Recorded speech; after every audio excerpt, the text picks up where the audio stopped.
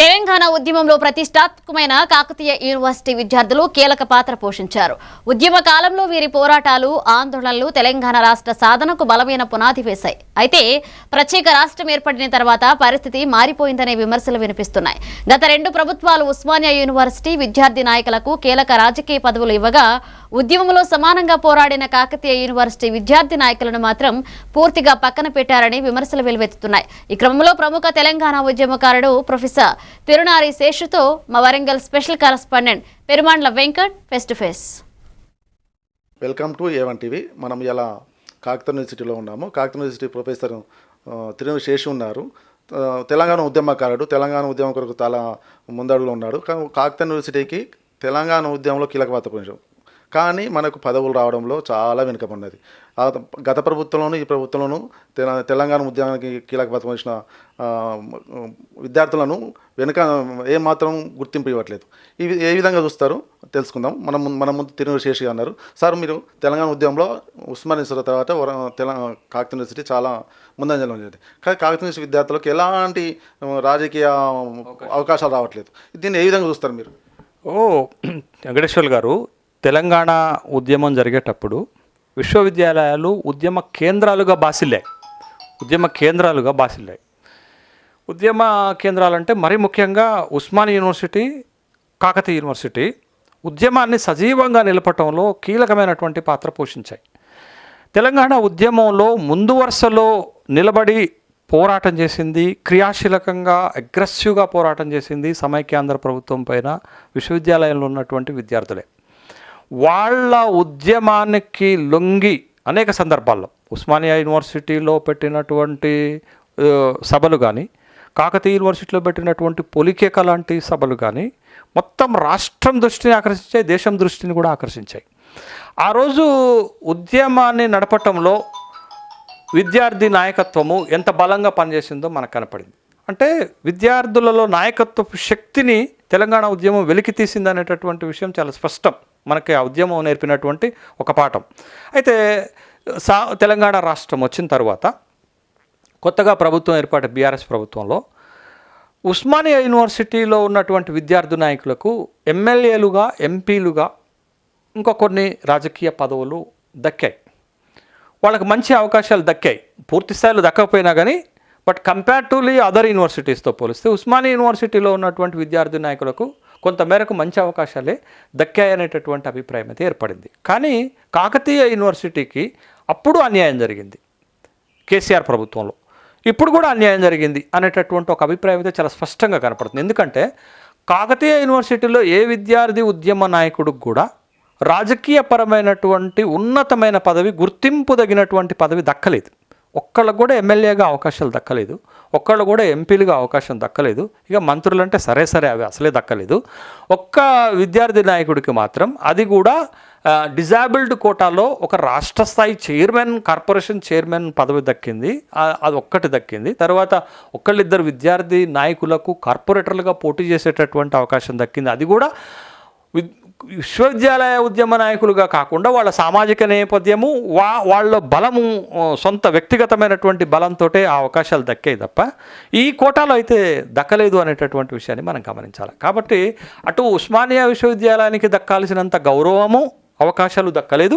ఇటు కాకతీయ యూనివర్సిటీకి అయితే పూర్తి స్థాయిలో అవకాశం దక్కలేదు, గౌరవం కూడా దక్కలేదు అనేటటువంటి విషయం. సరే, కేసీఆర్ ప్రభుత్వంలో దక్కలేదు, కాంగ్రెస్ ప్రభుత్వంలోనైనా విద్యార్థి ఉద్యమ నాయకులకు గౌరవం దక్కుతుంది, అవకాశాలు దక్కుతాయని భావిస్తే ఇప్పుడు ఉస్మానియా యూనివర్సిటీలో ఇద్దరు విద్యార్థులకి ఏదో డైరెక్టర్ పదవులు, తర్వాత మెంబర్ పదవులు దక్కినటువంటి సందర్భాన్ని ఒక్కళ్ళిద్దరికే మాత్రం, కాకతీయ యూనివర్సిటీలో అయితే ఏ ఒక్క విద్యార్థి కూడా దక్కనటువంటి సందర్భం ఉన్నది. కాబట్టి నాడు ఉద్యమం కోసం, ఉద్యమ ఉధృతి కోసం విద్యార్థి ఉద్యమ నాయకత్వాన్ని వాడుకున్నారే, మరి తెలంగాణ రాష్ట్రం వచ్చిన తర్వాత వాళ్ళ నాయకత్వాన్ని, వాళ్ళకి అవకాశాలు ఇచ్చే దగ్గర ఎందుకు వాడుకోవట్లేదు ఈ ప్రభుత్వాలు, పార్టీలు అనేటటువంటి విషయాన్ని ముందు అసలు ఎమ్మెల్యేలుగా, ఎంపీలుగా పోటీ చేయడానికే పెద్దగా అవకాశాలు ఇవ్వనటువంటి సందర్భంలో ఇక మంత్రులను ఏం చేస్తారనేటటువంటి ప్రశ్నలు కూడా తలెత్తుతున్నాయి. దీనికి భిన్నంగా మీరు చూడండి, జార్ఖండ్ ఉద్యమంలో పోరాటం చేసినటువంటి వాళ్ళకి మంత్రి పదవుల స్థాయిలో దక్కాయి. అక్కడ అంతకంటే ముందు బోడోల్యాండ్ ఉద్యమం కోసం, అస్సాంలో బోడోల్యాండ్ ఉద్యమం కోసం పోరాడినటువంటి అస్సాం గణపరిషత్ పార్టీ పెట్టి ప్రఫుల్ల కుమార్ మహంతా లాంటి వాళ్ళు డైరెక్ట్గా మీకు గౌహతి విశ్వవిద్యాలయం నుంచి వచ్చి ముఖ్యమంత్రులు అయ్యారండి, మంత్రులు అయ్యారండి, ప్రభుత్వాన్ని ఏర్పాటు చేశారండి.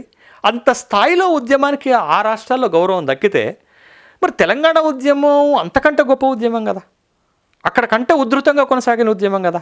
విద్యార్థి ఉద్యమ నాయకులు తమ జీవితాలను పణంగా పెట్టి, తమ విద్యార్థి భవిష్యత్తుని పణంగా పెట్టి, తమ ఉద్యోగాలను భవిష్యత్తుని తమ జీవితాన్ని పణంగా పెట్టి పోరాడితే ఇలా మనం వాళ్ళకి ఎందుకు రాజకీయ అవకాశాలు ఇవ్వలేకపోతున్నాం అనేటటువంటి ప్రశ్నకు ఏం సమాధానం చెప్తే రాజకీయ పార్టీలు? అంటే వాడుకొని వదిలివేసినటువంటి సందర్భంగానే మనం చూడాలి తప్ప ఏం అవకాశాలు ఇచ్చారు మీరు? అక్కడ ఒక ఆయన ఎంపీ అయ్యారు, ఒక ఆయన తర్వాత ఎమ్మెల్యే అయ్యారు, ఇంకొక ఆయన ఎమ్మెల్యే అయ్యారు. అంటే వాళ్ళ సామాజిక నేపథ్యం మీద అయ్యారు, వాళ్ళు బలమైనటువంటి వ్యక్తులని గుర్తించారు కాబట్టి మీరు ఇచ్చారు. తర్వాత కాకతీయ యూనివర్సిటీకి వచ్చేసరికి ఆయంత అవకాశాలు దక్కలేదు కదా. మరి ఈ 2 విశ్వవిద్యాలయాలకి ఈ పరిస్థితి ఇలా ఉంటే మరి మిగతా విశ్వవిద్యాలయాల్లో ఉన్నటువంటి ఉద్యమ నాయకుల యొక్క పరిస్థితి ఏంటి? వాళ్ళందరూ కూడా ఒక 10 సంవత్సరాలు పెద్ద ఎత్తున ఉద్యమంలో పాల్గొంటే వాళ్ళు ఏ ఉద్యోగాలకి అప్లికేషన్లు పెట్టుకోవటానికి అర్హత కోల్పోయారు, కేసులతో పాటు అర్హత కోల్పోయారు. మరి వాళ్ళందరికీ ప్రభుత్వ ఉద్యోగాలు రాలేదు, పాపం ప్రైవేటు ఉద్యోగాలు చేయడానికి లేదు, వాళ్ళు విద్యార్థి జీవితాలు పోగొట్టుకున్నారు, వాళ్ళ చదువులు వెనకబడిపోయినాయి. ఇవన్నీ త్యాగం. ఒక విధంగా వాళ్ళందరూ కూడా విద్యార్థి ఉద్యమ నాయకులందరూ కూడా తెలంగాణ రాష్ట్ర ఏర్పాటు కోసం త్యాగం చేసినటువంటి వాళ్ళే. వాళ్ళకి ప్రభుత్వ పదవుల్లో ఇవ్వాల్సినటువంటి అవసరం ఉంది. ఇవాళ ఎన్నడూ ఉద్యమంలో లేనటువంటి వాళ్ళకి పదవులు దక్కలేదా?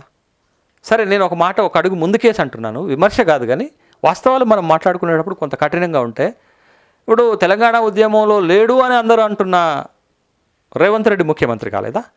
తెలంగాణ ఉద్యమంలో ఆ రోజు తెలంగాణ ప్రత్యేక రాష్ట్రం కోసం రాజీనామాలు, ఎమ్మెల్యే పదవులకు రాజీనామా చేయమంటే బీజేపీకి 2 ఎమ్మెల్యేలు ఉంటే ఎండల లక్ష్మీనారాయణ నిజామాబాద్ నుంచి రాజీనామా చేస్తే కిషన్ రెడ్డి గారు అంబర్పేట నుంచి గెలిచిన కిషన్ రెడ్డి గారు రాజీనామా చేయడానికి ఇష్టపడలేదు. మరి ఇలా కేంద్ర మంత్రి, క్యాబినెట్ మంత్రి కాలేదా? అంటే మీరందరికీ అవకాశాలు దక్కాయి, మీరు పార్టీలో ఉండబట్టి అవకాశాలు దక్కినాయి. కానీ ఇలా విద్యార్థి ఉద్యమ నాయకులు ఇండిపెండెంట్గా ఉండి ఉద్యమం చేసి తెలంగాణ రాష్ట్రం కోసం పోరాడినటువంటి వాళ్ళకి ఇలా అవకాశాలు దక్కకపోవటం ఎంతవరకు న్యాయం, ఎంతవరకు సహజం? మళ్ళీ ఇవన్నీ పక్కన పెడితే తెలంగాణ ఉద్యమంలో ప్రాణాలు అర్పించినటువంటి కుటుంబాలకు ఏమి న్యాయం జరిగింది? తర్వాత తెలంగాణ ఉద్యమకారులకు ఏమి న్యాయం జరిగింది? ఉద్యమమే జీవితంగా 10 సంవత్సరాలు పనిచేసినటువంటి వాళ్ళకు ఉద్యమకారులకు ఏం న్యాయం జరిగింది? అంటే విద్యార్థి ఉద్యమ నాయకులకు, విశ్వవిద్యాలయాల్లో పనిచేసిన నాయకులకు, అమరవీరుల కుటుంబాలకు, ఉద్యమకారుల కుటుంబాలకు న్యాయం జరగకపోవటం అనేది అది ఎక్కడో గుండెల్లో తొలుస్తున్నటువంటి బాధగానే మనకి కనపడుతుంది. కాబట్టి రేవంత్ రెడ్డి ప్రభుత్వము 2023 శాసనసభ ఎన్నికల సందర్భంగా అనేక హామీలు ఇచ్చారు. ఉద్యమకారులను గుర్తింపిస్తామని చెప్పారు, 250 గజాల ఇళ్ల స్థలం ఇస్తామని చెప్పారు, వాళ్ళకి అనేక రకాలైనటువంటి హామీలు ఇచ్చారు.